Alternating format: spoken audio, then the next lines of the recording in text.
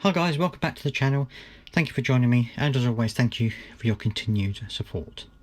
Well, if the government's intention was to convince people, not just the public, but also businesses and things like that, and the wider community, the wider country, if their aim was to try and convince people that getting people off of benefits by reducing benefits and and tightening up the restrictions and the criteria and things like that, if they were trying to convince people that that was going to get people back into work, well then I think they may have failed, because certainly the Office for Budget Responsibility has something to say about it, and I'm going to show the article here. There's nothing spectacularly out of this world. There's nothing that you wouldn't necessarily already think or know yourself, but some of the things that's come out is it's quite interesting. So let's take a look at the article and I'll show you what I mean. Right, so here we are.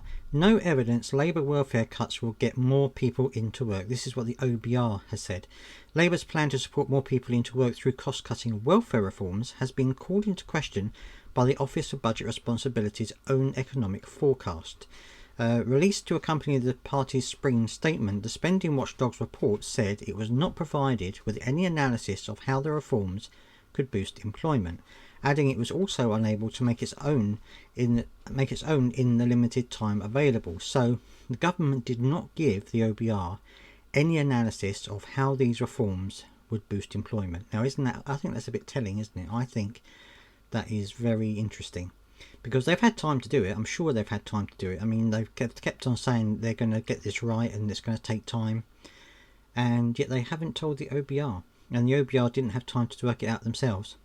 The revelation follows accusations Rachel Reeves rushed welfare reforms in light of pressure from the OBR to secure a larger fiscal headroom.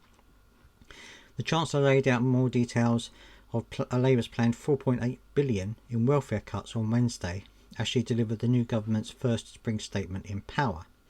Confirming the changes, Rachel Reeves said, "The Labour Party is the party of work. We believe that if you can work, you should, but if you can't work, you should be properly supported." But this suggests to me the fact that they didn't produce the analysis for the OBR, the fact that they didn't produce the impact assessment until the spring statement was released, suggests to me that they did rush it, that they were basically just trying to save money, and this is not about getting people back into work. It's not about helping disabled people or people with mental health problems or whatever the issues may be. It's not about helping them into work. This was always going to be about saving money, which I think a lot of people knew anyway. This government inherited a broken system. If we do nothing, we are writing off an entire generation. That cannot be right, and we will not stand for it. It is a waste of their potential and a waste of their future. Responding to the announcement, Conservative Shadow Chancellor Mel Stride said it was rushed, it was botched, and it was last minute, adding, "That's not fair on millions of people, many of whom are vulnerable and need to be supported, because you don't rush those decisions." Well, I mean, I wouldn't necessarily trust what the Conservatives are going to say anyway, but I think it was rushed. I think it was, for all of Liz Kendall's talk about how they're trying to get it right and how they're trying to work in the best way possible, I think in the end this was all about how can we save the most amount of money, and I think that's probably what it was. The OBR says that Labour's plans constitute a large single proposal of welfare cuts, the largest single proposal of welfare cuts since measures announced in July 2015 by the Conservatives under then Prime Minister David Cameron. Offering a preliminary analysis of their possible effects on employment, the OBR said the cuts would be expected to reduce income and so increase work incentives for existing claimants. However, its forecast adds that individuals receiving disability benefits do generally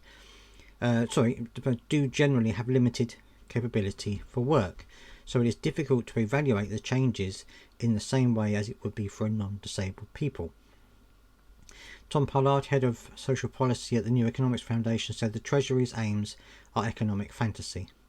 I think it's just like something straight out of the economics textbook that doesn't bear any relation to people's lived experience, he said.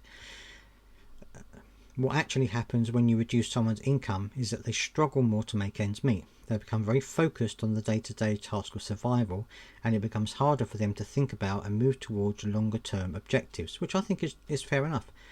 And I think that, you know, the OBR, I think, has seen through this. I think they realised that this isn't something that was done to help people. I think this was purely done to save money, and I think that the actual way they've gone about it was something that they just plucked out of the air. I don't think they've actually thought about these measures at all. I think they've just done something which they think will work, but I don't think it necessarily will.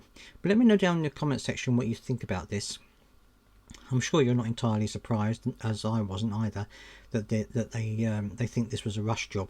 But let me know what you think down in the comment section. Do you think that this was a rush job? Do you think this is all about money, or do you think that actually they did take their time with it, they just got it horrendously wrong? Let me know down in the comment section what you think, as always, and I'll see you next time. Don't forget to subscribe if you've got this far.